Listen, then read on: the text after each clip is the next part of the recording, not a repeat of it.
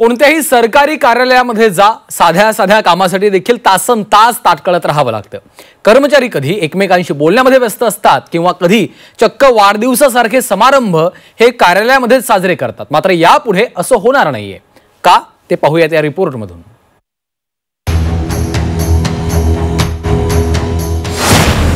सरकारी कार्यालयात केक कापल्यास दणका,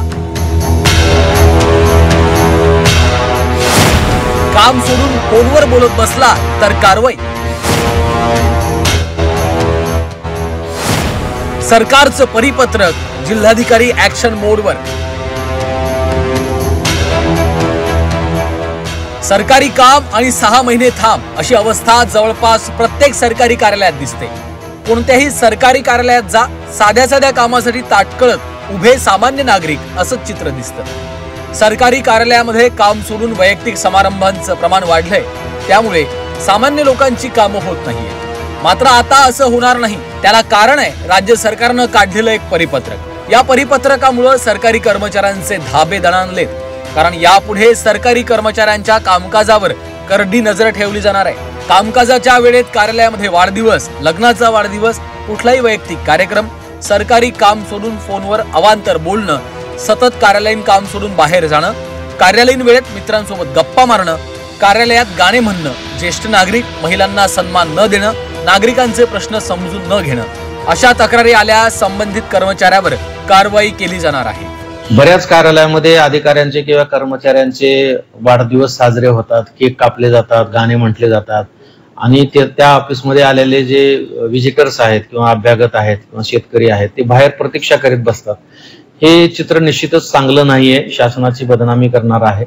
त्यामुळं आम्ही एक परिपत्रक काढलेलं आहे, ज्याच्यामध्ये महाराष्ट्र नागरी सेवा वर्तणूक नियमाचा उल्लेख केलेला आहे आणि यामध्ये कुठल्याही शासकीय अधिकारी कर्मचाऱ्यांनी कुठल्याही विभागाच्या शासकीय कामकाजाच्या वेळेमध्ये त्यांच्या शासकीय कार्यालयामध्ये बर्थडे साजरा करू नये, वाढदिवस साजरा करू नये। जर असं कोणी केलं तर याच वर्तणूक नियमाच्या अंतर्गत त्यांच्यावर शिस्तभंगाची कारवाई होऊ शकते। खरं तर याबाबत सरकारची नियमावली स्पष्ट आहे आणि कार्यालयीन कामाच्या वेळेत असला कामचुकारपणा केल्यावर शिक्षेची ही तरतूद आहे। त्यात समज देणं, ठपका ठेवणं, पदोन्नती राखून ठेवणं, आर्थिक नुकसान झाल्यास वेतनातून रक्कम वसूल करणं, वेतन वाढ रोखून धरणं, वेतन श्रेणीत खालच्या टप्प्यावर आणणं अशी किरकोळ शिक्षा करण्याचे निर्देश आहेत। तर काही गंभीर स्वरूपाच्या शिक्षेची ही तरतूद करण्यात आली आहे। त्यामध्ये प्रामुख्यानं निलंबन करणे, सक्तीची सेवानिवृत्ती, सेवेतून काढून टाकणं, सेवेतून बडतर्फ करणं अशा शिक्षेची देखील तरतूद आहे। नियम इतके स्पष्ट असल्यावरही कार्यालयात कामचुकारपणा आढळून येतो, त्यामुळे महसूल विभागानं नव्यानं पत्र काढून आता कर्मचाऱ्यांनाच इशारा दिलाय। याबाबत कर्मचाऱ्यांना समुपदेशनही सुरू असल्याचं जिल्हाधिकाऱ्यांनी सांगितलंय।